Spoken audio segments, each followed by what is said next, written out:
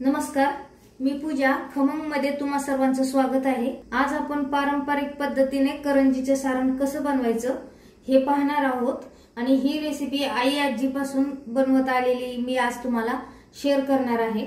तर त्यासाठी मी साहित्य घेतलेलं आहे आणि या पद्धतीने जर सारण केलं तर तुमची करंजी एकदम खुसखुशीत आणि चविष्ट आणि दुसरी गोष्ट म्हणजे खळखळ वाजणार नाही. काय वेळेस कसं होतं, सारण भरल्यानंतर करंजी आपली खुळखुळासारखी वाजते, ती वाजणार नाही. तर आता आपण त्यासाठी साहित्य काय घेतले ते पाहणार आहोत. एक गोटा सुके खोबरे घेतलेले आहे. इथे एक बाउल बारीक रवा घेतलेला आहे. तुम्ही 0 नंबर रवा घेतला तरी चालेल. हा 0 नंबर रवा आहे. आपल्याला 2 चमचे गव्हाचं पीठ लागेल आणि हा आपली करंजी खुळखुळ वाजू नये म्हणून हे गव्हाचं पीठ आपण वापरणार आहोत. वेलची पूड लागेल आपल्याला. साजूक तूप आपल्याला रवा आणि गव्हाचं पीठ भाजण्यासाठी लागेल. पोहे खायचे 2 चमचे मी खसखस घेतलेले आहे आणि इथे साखर मी 400 ग्रॅम पिठी साखर करून घेतलेली आहे. आपण आपल्या आवश्यकतेनुसार आपण साखर ऍड करणार आहोत. आता इथे मी कढई गरम करायला ठेवलेली आहे. प्रथम आपण खोबरे भाजून घेणार आहोत.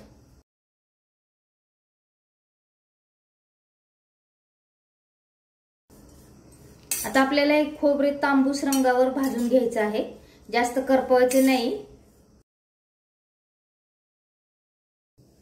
खोबऱ्याला तांबूस रंग यायला लागलेला आहे. आता आपण खोबरे काढून घेणार आहोत. खोबरे आपण भाजून घेण्याचं कारण म्हणजे सारण बरेच दिवस टिकतं खोबरं भाजून घेतलं तर. आता आपण काढून घेऊया. हे छान भाजलेलं आहे. एका ताटामध्ये काढून घेणार आहोत. आपली कढई कोरडी आहे तोपर्यंतच आपण खसखस भाजून घेणार आहोत. खसखस पण जास्त करपवायची नाही, अलगद अशी थोडीशीच भाजून घ्यायची. तडतड वाजायला लागली की गॅस बंद करून द्यायचा किंवा काढून घ्यायची एका ताटात. हे पहा, तडतड वाजायला लागलेले आहे म्हणजे खसखस छान भाजलेली आहे. आता आपण एका प्लेटमध्ये काढून घेऊया. आता आपण रवा भाजून घेणार आहोत. त्यासाठी आपल्याला 2 चमचे तूप घालायचे.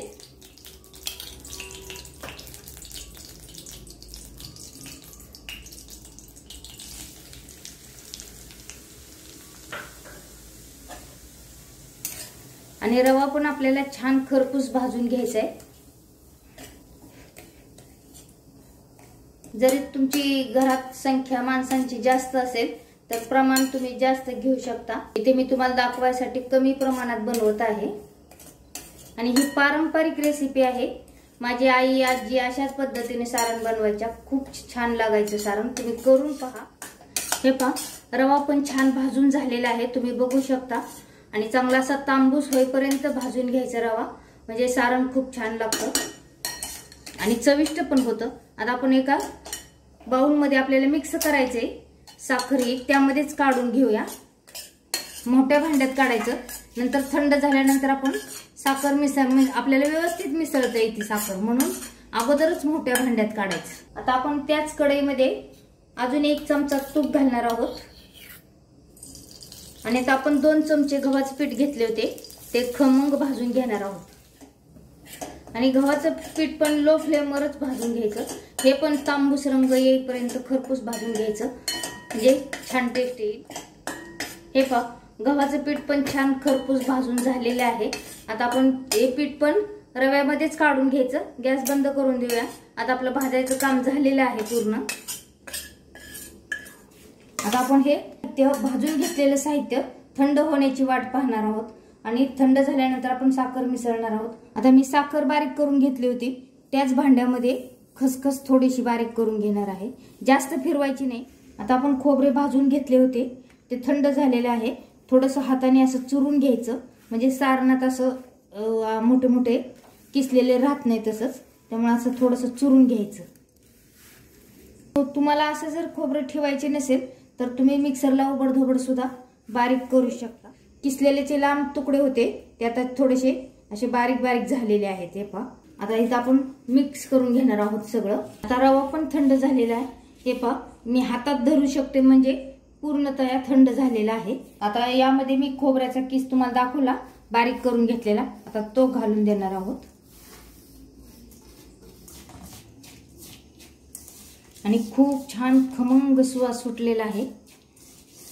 आता आपण वेलची पावडर घालायची। मी इथं थोडीशी साखर टाकून वेलची पूड करून घेतलेली आहे। खसखस हे पहा मी जास्त बारीक केलेली नाही, ती पण यामध्येच टाकून देणार आहोत। आणि आपल्याला चिमूटभर हे पहा चिमूटभर फक्त मीठ लागेल, जास्त मीठ घालायचे नाही, गोडी कमी होती मिठाने। आपल्याला आपल्या गरजेनुसार, तुम्ही जर डायबिटीस पेशंट असाल तर तुम्ही खजूर वापरून किंवा खारीक वापरून सुद्धा सारण करू शकता। आता इथे पहा मी गोड म्हणजे कमी जास्त गोड तुम्हाला जसं हवे तशी साखर मिसळायची, टेस्ट घेत घेत साखर मिसळायची। इथे मी 4 चमचे आता सध्या साखर घातलेली आहे आणि हा एक 5वा चमचा घालू। आता मी मिसळते सर्व एकत्र आणि बघते मला कसं गोड, चांगलं मिक्स करून घ्यायचं। हे पहा थंड झाल्याशिवाय काही साखर मिसळायची नाही, कुठलंही साहित्य थंड झाल्याशिवाय साखर मिसळायची नाही।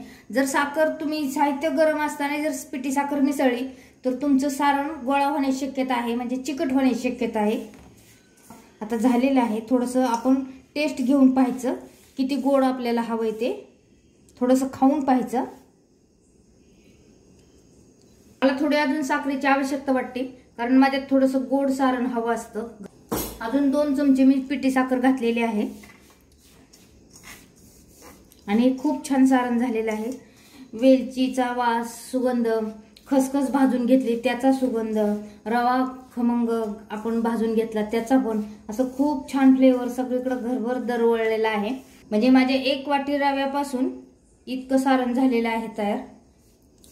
या दिवाळीत तुम्ही नक्की ट्राय करून पहा आणि जर ही रेसिपी तुम्हाला आवडली असेल तर लाईक करा आणि आपल्या प्रियजनांना शेअर करा आणि खमंगला नक्की सबस्क्राइब करा।